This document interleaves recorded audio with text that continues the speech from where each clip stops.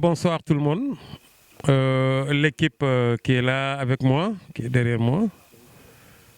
Je vous salue ce soir à la fin de 2 semaines de dur labeur. C'est plus exactement ça, de cette campagne électorale qui tire à sa fin.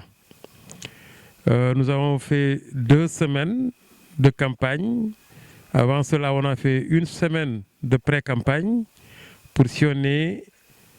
à 2 reprises les 67 villages du Djobas. C'est avec un réel plaisir aujourd'hui que nous terminons en beauté. Masha'Allah, tout est bien, qui finit bien comme on dit. Parce qu'on l'a fait vraiment sans grand dommage. Donc c'est l'occasion de remercier Dieu, remercier toute l'équipe aussi, de nous avoir permis de faire tout ce tour-là sans grand dommage. C'était fatigant, éreintant, parce qu'avec le Ramadan qui joue, on a vu que quelques esprits, des fois, se sont vraiment, je ne sais pas comment dire, en tout cas, les gens étaient un peu énervés des fois, mais tout le monde a su contenir la fatigue et la faim en même temps. Et on est arrivé aujourd'hui au bout d'un long chemin, au bout d'un chemin parsemé d'embûches, mais avec un succès éclatant, comme on vient de le voir ce soir. Je remercie tout le monde, toute l'équipe. Tout à l'heure, j'ai fait un remerciement en public. Il y a eu des ratés parce que, comme on dit, à chaque fois que tu es en train de citer une liste, il y a des omissions par-ci, par-là. Mais sachez que à chaque fois qu'on prononce un nom, il y a un nom derrière, mais il y a d'autres noms qu'on oublie. L'oubli, ce n'est pas grave. L'essentiel est que tout le monde est dans mon cœur. Je remercie tout le monde de bon cœur. Une erreur fatale, comme on dit, comme l'a dit le coordinateur tout à l'heure, Moussa Ndiaye. C'est l'un de mes principaux collaborateurs que je n'ai pas pu énumérer, en tout cas en citant la liste là. Il s'agit de Pape Ngom, qui est là près de moi, qui fait tout pour moi, qui est toujours avec moi. Donc je le remercie au passage et je voudrais vous dire combien ma gratitude est grande envers lui et envers tous ses camarades avec qui il travaille. Et je remercie toute l'équipe, particulièrement vraiment ceux qui ont été là tous les jours. Je ne peux pas ne pas citer parce que c'est toujours comme ça. Il y a le docteur Kandji qui est l'adjoint au coordinateur, qui est mon adjoint, qui est là toujours derrière moi, devant moi et même à côté. Aujourd'hui, il est là. Moussa Ndiaye, le coordinateur, à qui vraiment, des fois, je déraille en lui parlant, mais toujours avec son sourire légendaire. Des fois, je m'étonne même, parce que moi, je suis comme ça, et de formation militaire, je suis un peu dur des fois, mais toujours, il me répond par un sourire. Alors vraiment, je le remercie et je remercie tout le monde. Vraiment, je ne veux pas commencer à citer, mais je remercie toute l'équipe avec qui je travaille aujourd'hui.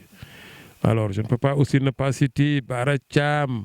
qui est là, hein, le tonitruant Baracham, l'infatigable. Vraiment, je dirais aussi l'esprit de ce groupe, parce que même ce point de presse, c'est lui qui l'a initié, qui a eu la présence d'esprit de m'en parler. Je le remercie aussi. Ouais. Michel Mbaye, notre brillant ingénieur. Moi, j'ai toujours l'habitude de le citer. En citant, je le cite comme ingénieur. Parce que l'équipe qui est autour de moi, je me félicite que ça soit une bonne équipe, une équipe vraiment d'élite. Alors, donc, je ne peux pas toujours ne pas le citer, qu'il m'excuse aussi. Je sais que sa modestie, il ne veut même pas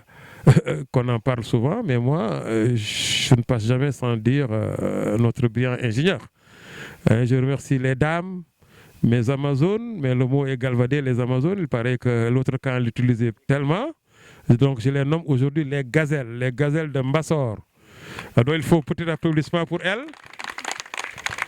Les gazelles de Mbassor, je les remercie, particulièrement ma fille qui est là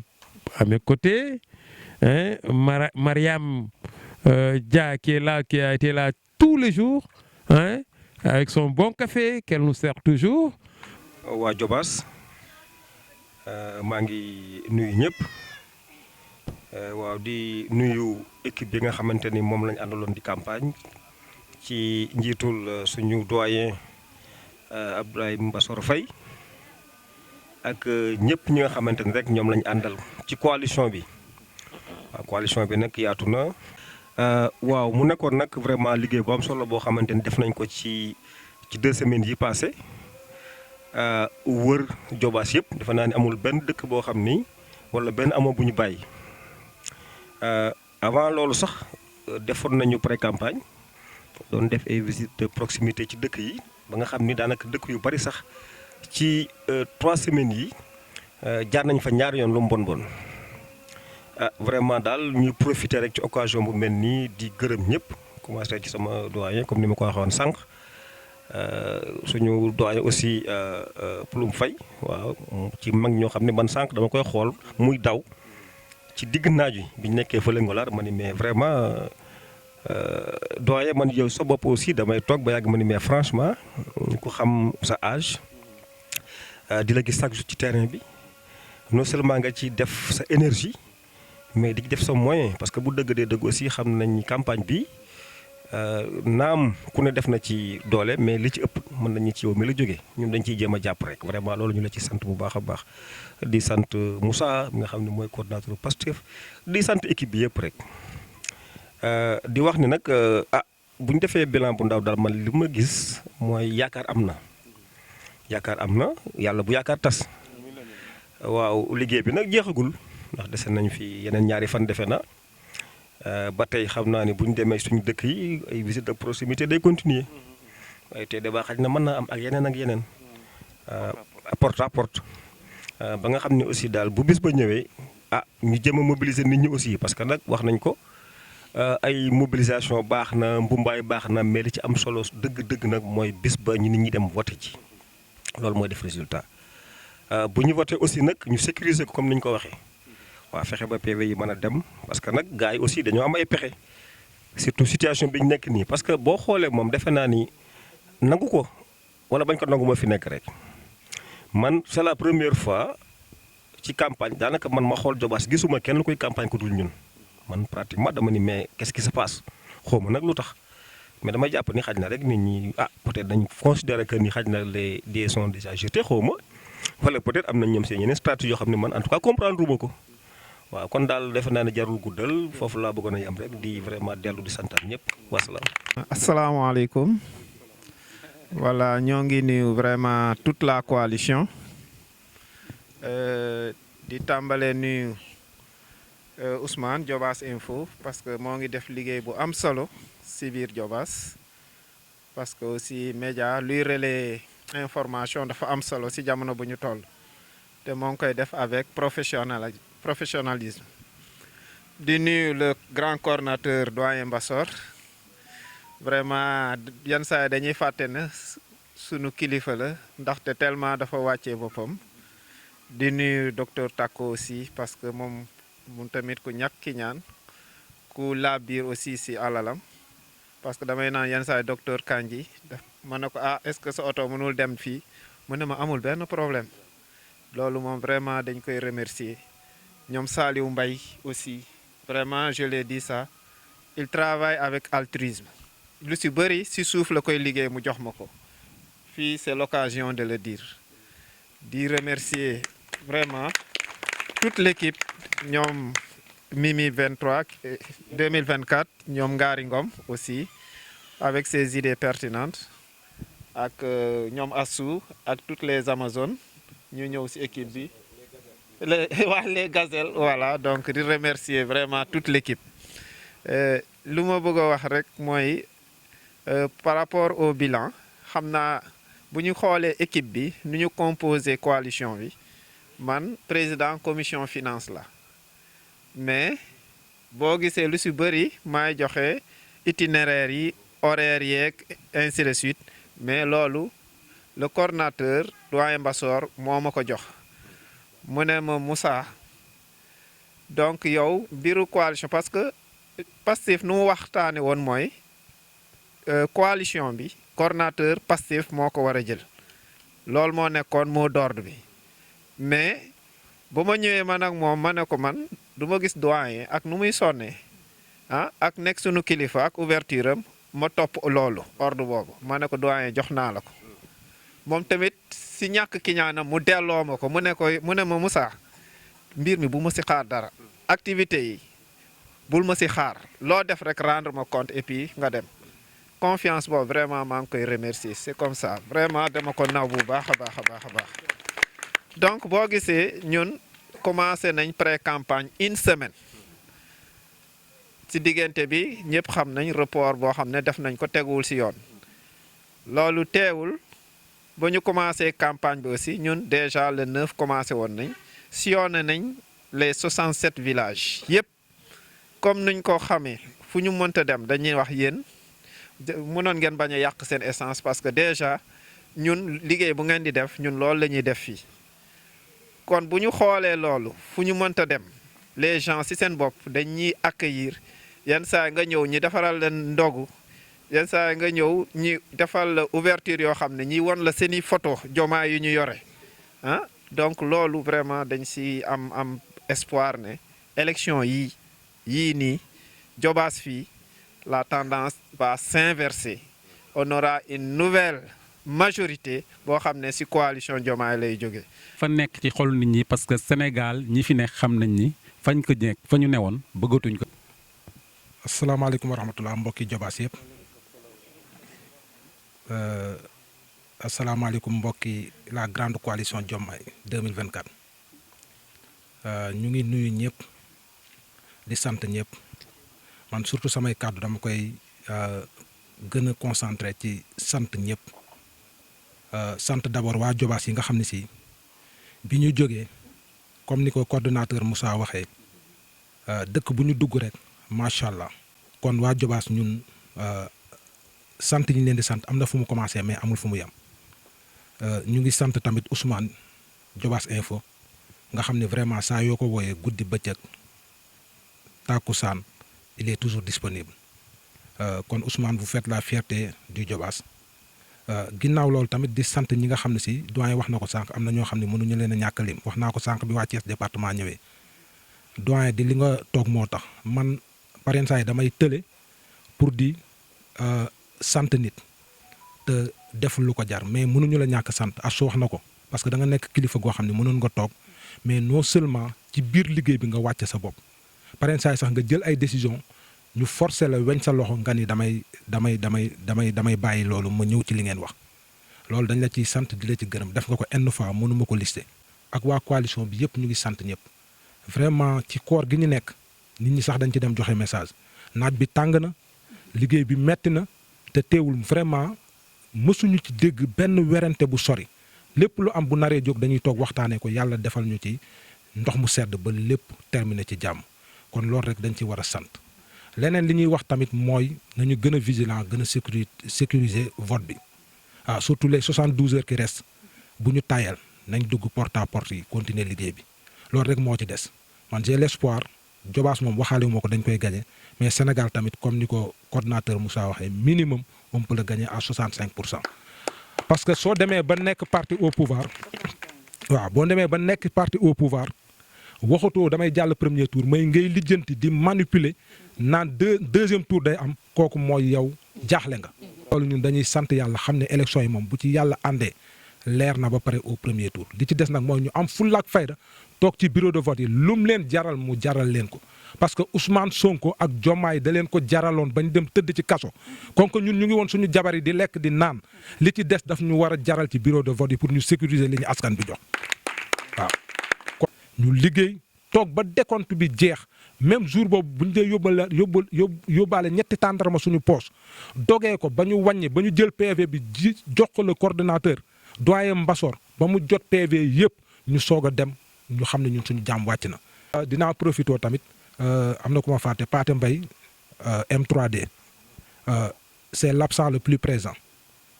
parce que wax dëgg yàlla sama petit frère la dañ naan joxoñ bu jëmee ci borom day dëng moo tax du ma ci mën a sori. mais vraiment il est de tout cœur avec la coalition. salaamaaleykum mbooloo mi maa ngi nuyu ñëpp di ziar ñëpp man nag maa ngi tudd Astou Faye. am na ñenn ñi nga xamante ne dinañ ma gis ci langue politique sax dina leen jaaxal parce que maanaam man mosuma see dox dama nekkoon di gérer sama liggéey waaye nag dama yàgg a xeex injustice mën naa ne tey fi tey bu ma àggee fii xeex injustice li ñu teg Ousmane Sonko moo ko andi. saa yu ma sentiree ne war naa bind naa saa yu ma sentiree ne war naa wax naa waaye tamit saa yu laajee manifestation wala wàcc ci terrain bi mosuma say des ginnaaw man ak ay nit yu ma doon àndal.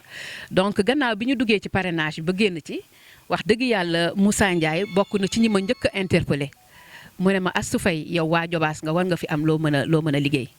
muy lu may dëggal nag parce que man sama papa waa Ngarañ la sama yaay di waa Njàmbur naa mën naa ne maîtriser wu ma Jobaas waaye côté yooyu wax dëgg yàlla maîtriser naa ko ndax du ma gëj ci xew yi kon ñooñu xam nañu ma bu baax. donc bi ma waxee loolu te it ñun au niveau de Dakar yàgg nañ di waxante que liggéey bi ci dëkk kaw yi tamit dina am solo ma commencé woon au niveau de Dakar di fa béy sama waar waaye it bi ma ñëwee fii dañ maa yaatal. wax dëgg yàlla bu leen neexoon ñu xatal ma waaye dañ maa yaatal ñoom ñëpp saa ñu waree wax ñu ne ma jëlal kàddu saa ñu waree def dara ñu ngi ci kon daal wax dëgg yàlla man damay remercier ñëpp nag remerciement bi dama koy commencer ci papa Ablaye Faye Mbassor kooku moom wax dëgg yàlla amuñu payam ndax bu ko neexoon mën na ne liggéey naa ba retraité am naa xaalis naa toog donc xale yi nañu gérer seen avenir mais deful loolu moom dafa continuer di ñu accompagner di ci def xaalisam di ci def dooleem di ci def yëppam. donc c'est le moment de vraiment remercier les doyens wax dëgg yàlla moom ak tonton Pulum ak yeneen doyens yëpp daal wax dëgg yàlla ak mag ñi ak jigéen ñi man daal nee naa ñëpp laay remercier. salaamaaleykum Jobaas salaamaaleykum les populations yi nga xam ne ñu ngi ñuy suivre à travers seen bii di Jobaas Info di remercier Ousmane ci liggéey bu am solo bi ñu ngi kontaan di sant yàlla bu baax. bi ñu commencé ci alhamdulilah jeexal ci alhamdulilah malgré ci koor la ñu nekk ci ñaari côté yëpp nga xam ni mooy way ngëm yi nga xam ne ñoo nekk Sénégal muy les musulmans comme les chrétiens ñaari côté yëpp ci koor la ñu nekk mu nekk mois de grâce yàlla dogal mu tombe ak élection campagne électorale wal ci am nekk ay moments yu difficile mais loolu yëpp di ay handicap empêché wu la population de Jobaas ñu mobiliser wu derrière la grande coalition Diomaye président ki nga xam ni mu koy coordonné di suñu doyen Abdoulaye Faye Mbassor comme ni ba fi jiitu ci kàddu gi ni ñu ko waxee ci générosité am ak ouverture am ak liggéey bi yombalal bi ñu mën a commencer liggéey bi jeexal ko waaye def ko liggéey bu am solo. dañ ciy remercier bu baax aussi tamit les responsables yi nga xam ne ñoo nekk dans les différents villages ndax 67 villages yi nga xam ne ñoo nekk ci biir commune bi yëpp village boo ci dem am nañu ay représentants ay responsables góor jigéen mag ndaw yoo xamante bi ñu ngi fa nekkoon di def liggéeyu porte à porte di def liggéeyu proximité ngir que ñi nga xam ne ñoo nekk ci seen dëkk yi mën a comprendre que c'est Diomaye le bon choix c'est Diomaye le candidat bi nga xam ni moom la ñu war a voter partout dans le Sénégal mais surtout fii Jobaas nga xam ni Jobaas ndijaay lañ ci Diomaye parce que Diomaye taset bii mu jógee ci l'arrondissement de Noto Jobaas ci la bokk. doyen Kandji mu ngi koy wax sànq soo xoolee dafay mel ni dans la commune de Noto même dans la commune de Tasset dafa mel ni la grande coalition Diomaye dong moom mooy def campagne loolu nag li nga xam ni moom moo ko war a firndeel ak li nga xam ni moom mooy justifier loolu mooy appel biñ ciy lancé Jobaas waaye encore une fois. Jobaas war te def erreur ci élection yi nga xam ni ci lañ jëm Jobaas warul def erreur de choix li tax waru ko def mooy Sénégal yi yëpp waruñu mànkoo di fal Bassirou Diomaye Faye mu nekk koo xamante bi suñu doom la nekk koo xamante bi doomu Jobaas la nekk koo xamante bi Jobaas ndijaay la ci moom te ndijaay dafa am cër ci doomu aadama bi surtout séeréer bi nga xam ne moom ci la bokk donc ci kaw loolu liñ ciy demandé moom mooy ñun ñëpp kenn ku ci nekk ñu mobiliser wu encore une fois def une mobilisation boo xamante bi bu am solo lay doon pour que ñu mën a voter massivement pour la grande coalition Diomaye président fal Bassirou Diomaye Faye pour mu nekk loo xamante bi intérêt Sénégal la am fulla ak fayda ci biir bureau de vote yi ak centre de vote yi képp koo xamante bi caaxaankat nga ñëw fa nar a salfaañe élection bi ñun ko lii moom du fi am ndax biir centre de vote yi biir bureau de vote yi l'administration dina mettre en place sécurité bu doy boo xamante bi dina fa nekk la Sénat dina mettre en place ay contrôleurs yoo xamante bi dinañ fa nekk donc les membres des bureaux de vote ñu nga fa préfet bureau de vote bu ci nekk am na ñetti nit yoo xamante bi dina leen nommer ñoo xam dinañ fa nekk président bureau de vote bi assesseur bi ak secrétaire bi les représentants des candidats ay membres ci biir bureau de vote bi lañ bokk ils font partie des membres du bureau de vote donc ñoom ñëpp su fekkee am nañu taxawaay pour que élection yi transparent pour que élection yi jaar yoon yaakaar naa kenn mënta salfaañe besoin yi nga xam ni wala bëgg-bëgg bi nga xam ni moom la Diobass waa ak Sénégal yi am pour fal Bassirou Diomaye Faye donc kon dañuy interpeller waat responsable yooyu muy les représentants bureau de vote ak les mandataires par expérience gis nañ ci yu bëri yoo xamante bi day jaxasoo ci ay vote d'habitude ci jour vote bi lay am te lan moo koy waral mooy benn responsable boo xamante bi jox nañ ko responsabilité soit xamul responsabilité bi ñu ko jox wala soit dëggalul boppam pour wane ni moom il est responsable du nangu ñuy caaxaane votu askan bi kon loolu appel la boo xamante bi dama leen koy lancé di leen wax on a un plénipotentiaire boo xamante bi son numéro est disponible képp koo xamante bi représentant bureau de vote nga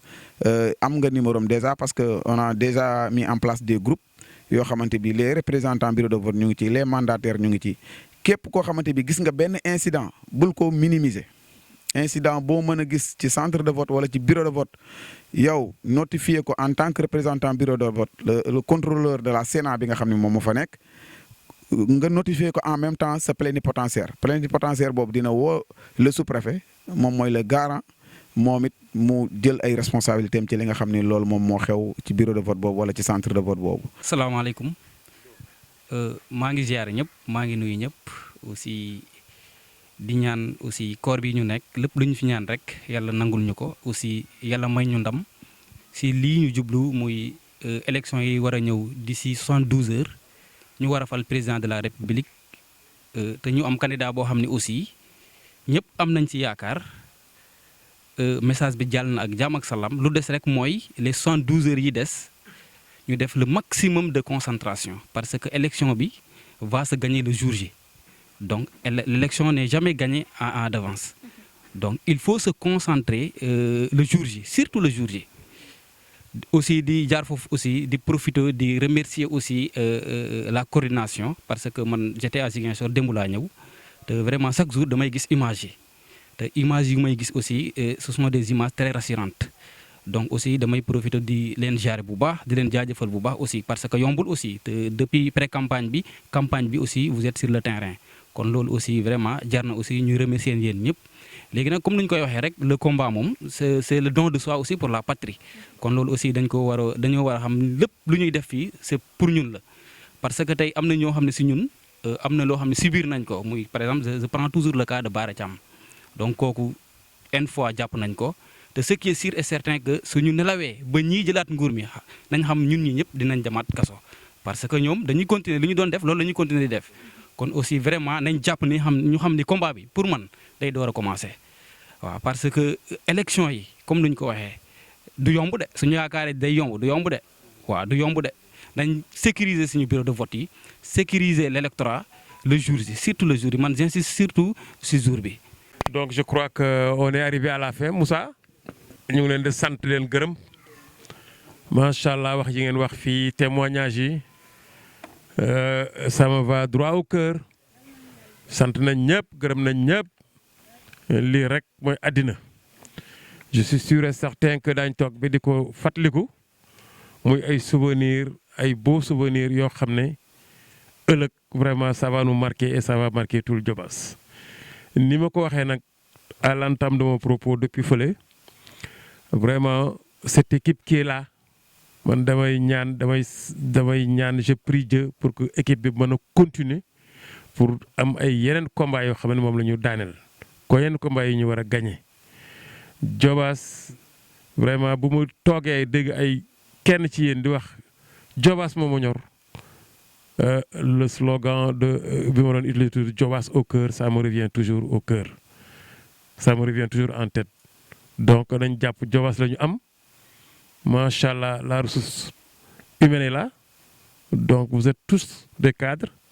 Neex ngeen a encadré, neex ngeen a gunge te neex ngeen a jàppale. Parce que nit kat saa yi loo ko mënta jàppale day fekk aussi muy koo xam ne mën nañ koo jàppale. Si vous n'étiez pas bien formé à bonne école xëy na jàppale leen day jafe. mais machallah le travail qui reste à faire c'est le travail vraiment yoo xam ne seen parents yi wala seen kii ñoo leen di jàppale ba ngeen mën a arrivé fi ngeen di arrivé te yàlla na ko yàlla def yàlla nañu am ndam bu sedd guy keroog le 24 ndam bu kawe suñu njort yàlla nañ ko am moom la ñuy ñaan te man biir na ma daañ ko am. alors le reste maintenant Adama kat wax na ko il faut sécuriser le vote defe naa ñëpp a ko wax fii sax d'ailleurs alors sécurisation bi aussi day dem ba ci finalité bi li ci ëpp importance mooy les PV des bureaux. Bara Thiam ak Moussa ils ont concocté un plan de ramassage maanaam daañu ko dugal ci panel bi ñu respecté ko fonk ko vraiment étudier ko en tout cas ñun on va former un QG xam nga fu lañ koy defagun un quartier général mais on sera en liaison étroite avec les bureaux tous les bureaux de vote de Diobass amul benn mandataire boo xam ne benn kii boo xam représentant amuñu numéro on va vous appeler au besoin appelez-nous on ne sait jamais au besoin appelez-nous na ngeen ñu oo donc loolu daal moo ci ëpp solo li des 72 heures yi des nag c'est les 70 heures yoo xam ne presque élection fii lañ koy gagné ndax li ñu liggéey yëpp bu ñu deful ndànk rek en un clic rek on le perd waaw maanaam gars yi mën nañ jaar suñu ginnaaw yàq lu ñu liggéeyoon mën nañ xaar ba jour bi saboter liggéey bi te ils sont prêts pour ça. Moussa Ndiaye wax na ko nee na un cas au pouvoir non dafa Mbaye ko wax un cas au pouvoir bu demee ba naan deuxième tour ça veut dire que ñoom daanu nañu dañ daan wax premier tour léegi nee nañu force deuxième tour am mais deuxième tour fan lay amee on va le gagner largement en tout cas je tout le monde encore yàlla nañu yàlla taxaw yàlla nañu yàlla jàppale vraiment ñëpp maa ngi sant ñëpp di gërëm ñëpp merci beaucoup Ousmane jërëjëf.